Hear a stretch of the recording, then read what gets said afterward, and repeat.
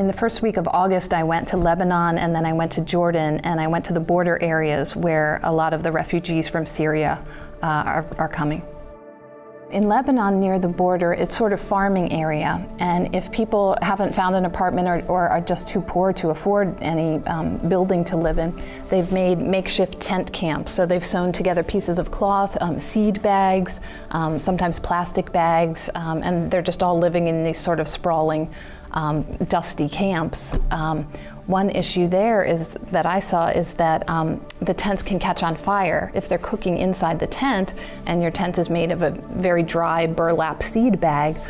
It catches on fire. So I actually went to a camp where 5 of these tents had burned down. I saw a man who was badly burned because of it, because he was saving his child. So in Lebanon, that's sort of the worst case scenario.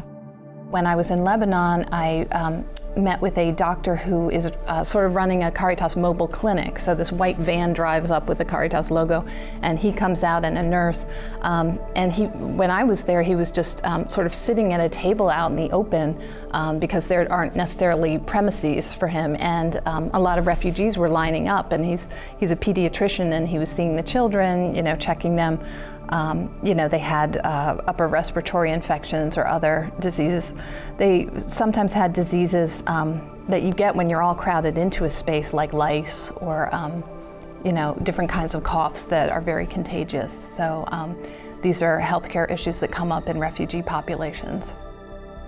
The Caritas Network is helping Caritas Jordan and the Caritas Lebanon Migrant Center to help the refugees with basic emergency supplies, at least in this first phase. So we're talking about diapers, boxes of food, you know, like spaghetti, cans of tuna, things like that, blankets, mattresses, just what people need to live until, you know, we know what's going to happen next. I asked a Syrian refugee boy who's 11 to draw a picture of what he saw before his family left. And he drew this picture of a person with a gun shooting a smaller person, and this sort of airplane or you know, helicopter with people jumping out of it.